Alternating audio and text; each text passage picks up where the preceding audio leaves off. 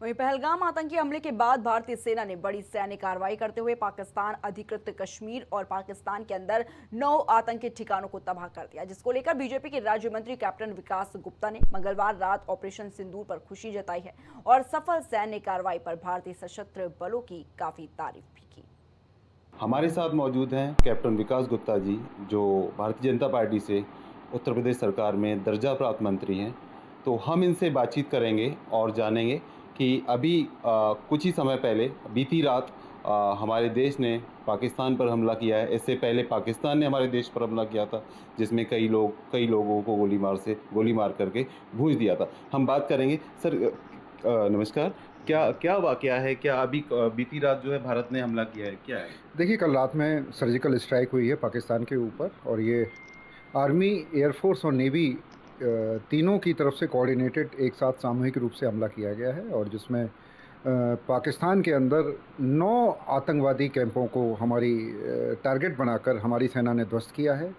ये जो target camps थे, ये लश्कर तोयबा के, जैश ए मोहम्मद के और हिजबुल मुजाहिदीन के कैंप थे जो ऑपरेटिव थे और जहां से वो लॉन्चिंग पैड कर कर हमारे यहाँ देश में आतंकवादी गतिविधियों को अंजाम दिया करते थे। इनको रात में नष्ट कर दिए गए हैं और मैं ऐसी सफल कार्यवाही के लिए मैं भारतीय सेना को अपनी तरफ से बहुत बहुत बधाई देता हूँ। सर, अभी कुछ ही समय पहले एक सूचना मिली कि पाकिस्तान ने भी अटैक किया है हमारे देश पे, जिसमें कई भारतीयों की भी मौत हो गई है।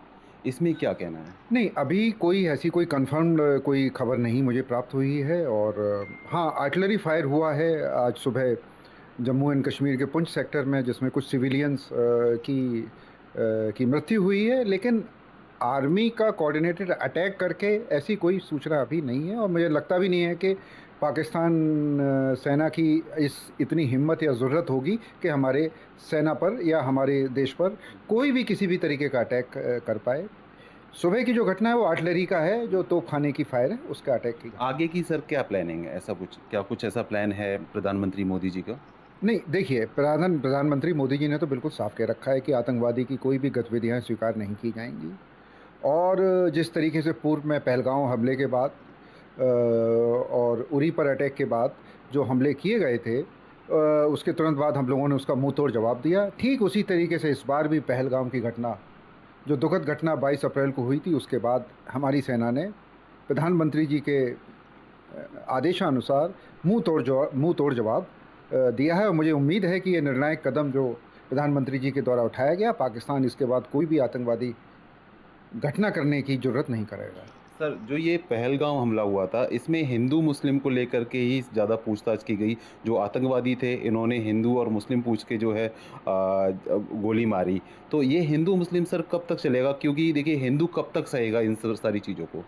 देखिए, जो ये अटैक किया गया है और वो बड़ा दुर्भाग्यपूर्ण है कि ऐसा पहले कभी नहीं देखा गया है कि हिंदू मुस्लिम टारगेट करके उन्होंने अटैक किया। हालांकि उसमें एक मुस्लिम हमारे देश के एक निवासी की भी मृत्यु हुई, वो शहीद हुआ है जो ये पहलगांव का अटैक हुआ है।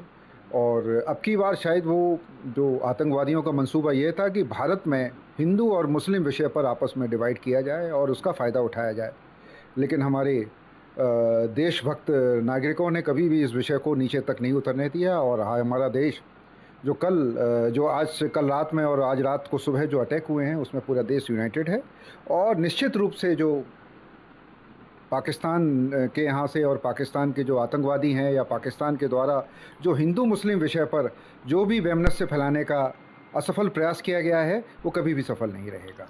तो हमारे साथ थे कैप्टन विकास गुप्ता जी, जो कि यूपी सरकार में मंत्री हैं, दर्जा प्राप्त मंत्री हैं। उन्होंने जो भी उपलब्धि है सरकार की वो बताई।